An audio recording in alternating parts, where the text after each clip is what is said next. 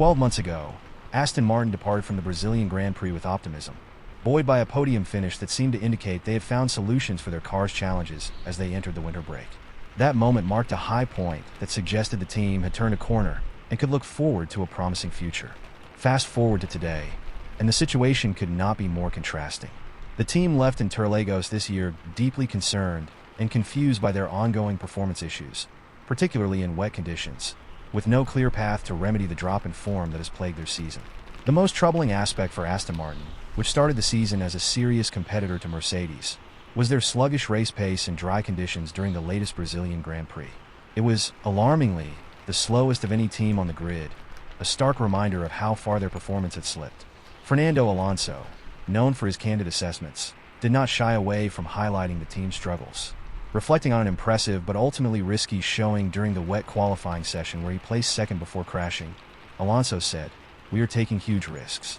We are the 10th fastest team in the dry, and then we were P2 in qualifying, so it shows the level of commitment we had."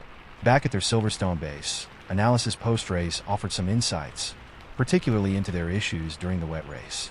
A key problem that emerged was the brake imbalance that had impacted Lance Stroll, sending him into the wall on the formation lap, and which had unsettled Alonso throughout the race. The team traced these issues to changes in the floor specification between qualifying and the race. The switch to an older floor concept that had been introduced in Budapest, after the intended Suzuka floor plan was damaged in qualifying, disrupted the car's aerodynamic and mechanical balance. This led to significant rear locking issues that hindered the driver's control. While understanding the cause of their wet weather struggles offered some solace, Aston Martin is still grappling with a more pressing challenge: finding a solution to their relative performance deficit. The new floor introduced at the United States Grand Prix failed to deliver the expected results, leaving the team experimenting with combinations of new upgrades and older concepts to find an optimal balance. Their experiments during the Mexico Grand Prix revealed that the Suzuka floor concept was more effective on low-speed tracks, a revelation that aligned with their initial plan for Brazil before being disrupted. For faster circuits, they have leaned on the Budapest floor, which will likely be utilized again in upcoming races in Las Vegas and Qatar. From an outsider's perspective, this continuous swapping of parts might imply that Aston Martin is directionless.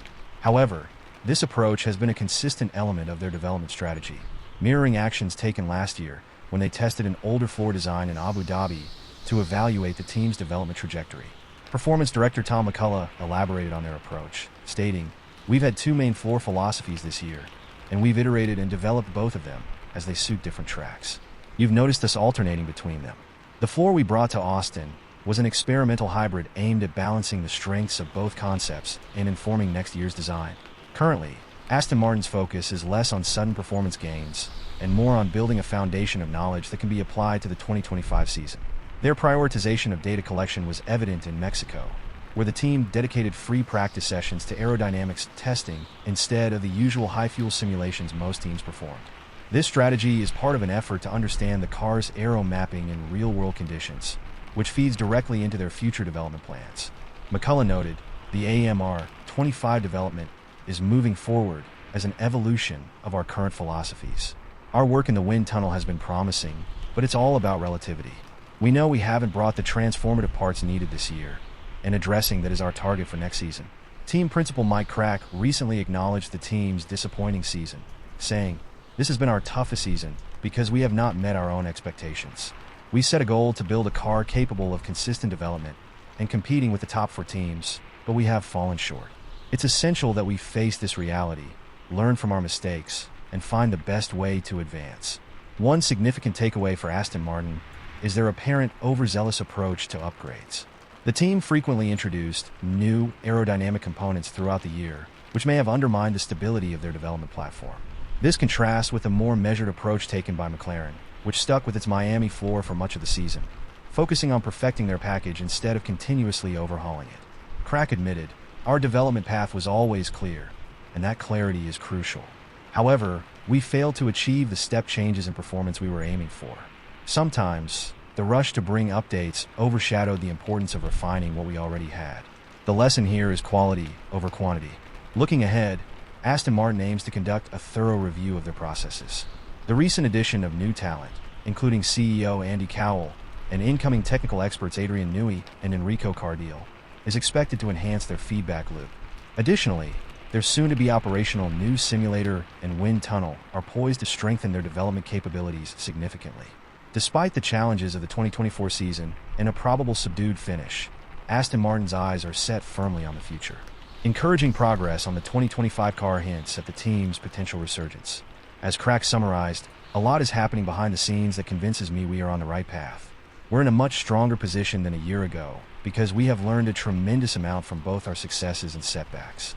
We are now more diligent in setting goals, better at asking critical questions, and aligning our expectations with what we can deliver. While the 2024 season may close without the success Aston Martin had envisioned, it has been an invaluable learning period. By taking stock of their strategic errors and building on the expertise within the team, Aston Martin is better equipped to face the challenges ahead. Their journey to reclaiming a spot among Formula One's elite will rely on their ability to apply these lessons effectively and make their renewed ambitions a reality for the seasons to come. Hello, McLaren faithfuls. If you enjoyed this video, make sure to hit that like button, drop a comment below, and subscribe so you never miss any McLaren F1 updates with relaxing ASMR elements. Your support is what keeps this incredible community growing stronger every day. It costs you nothing to like and subscribe, but it helps the channel tremendously. Let's continue the conversation and share our passion for McLaren F1 together. You can also discover my journey as a passionate creator navigating life with challenging disabilities. Despite the obstacles, I'm determined to follow my dreams and share my love for McLaren and F1 with the world. By becoming a patron, you'll not only be supporting my dream, but you'll also gain access to exclusive content, including untold stories of legendary F1 drivers and much more. Your support can truly make a difference in my life, helping me continue to do what I love. Click the link below and enjoy.